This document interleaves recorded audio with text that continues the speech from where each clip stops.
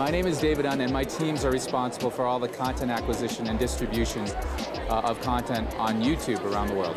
Well, we've had a relationship with Sundance for years, and it really goes to the core of what we do at YouTube. We're trying to do two things primarily. One is to create a sense of infinite choice for our users by providing them access to all sorts of content, and not all kinds of content are available through the core ad-driven model that we have today. And then the other thing that we try to do is help content creators around the world connect with audiences around the world. And an important part of that, of course, is film and independent film. And so we listen very closely to our independent filmmaking partners, and they tell us that it would be great if they could explore new ways to distribute their films and, frankly, to make money. So what we've announced recently is an experiment to see if we can extend the relationship we've had with Sundance and filmmakers in the past to say, is there a way that we can get more great films in front of audiences on a rental basis? And that's what we're trying to do. As a filmmaker, the YouTube deal is just, it's a new opportunity for independent films to find their audience, to share with their fans.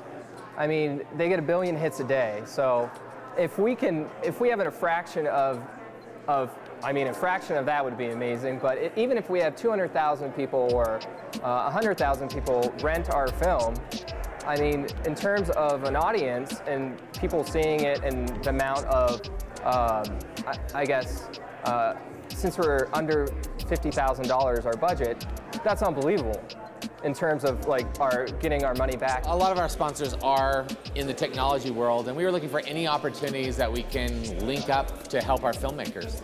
So it's really, if we thought it sounded like a good deal, good enough to throw out to the filmmakers, and that's what we did. And we threw it out, and then they had the option of doing it or not. The films that were selected have won awards, and they've been featured in other places. So it's the first, hopefully, of many. But we thought it'd be a great place to start with 5 films that we knew would resonate with our audiences. Well, they were already sponsor of the next section, so that just made sense.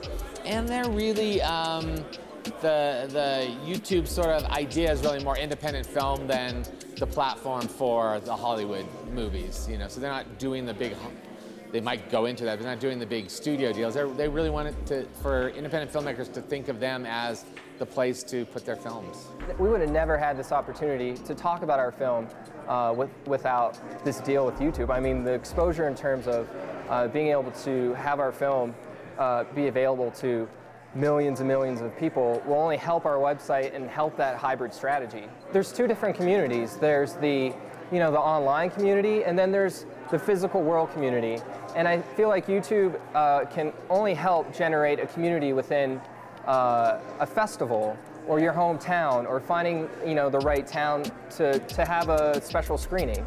So it's only gonna, we're always going to need people that support art and have the opportunity to showcase it to people that love film. I think there's always going to be the place, though, for the films that come to Sundance to sell and go traditional. I think that's going to last for a while. And then there's going to be these other films that are taking these other opportunities. The one interesting thing when you talk to the filmmakers is that they're talking in a different way. They're talking about a life of creativity and sustaining their creative life by making films faster, getting them out faster, working more, and not so that big pot of gold any longer. And I appreciate that in them. I think it's a right way to think.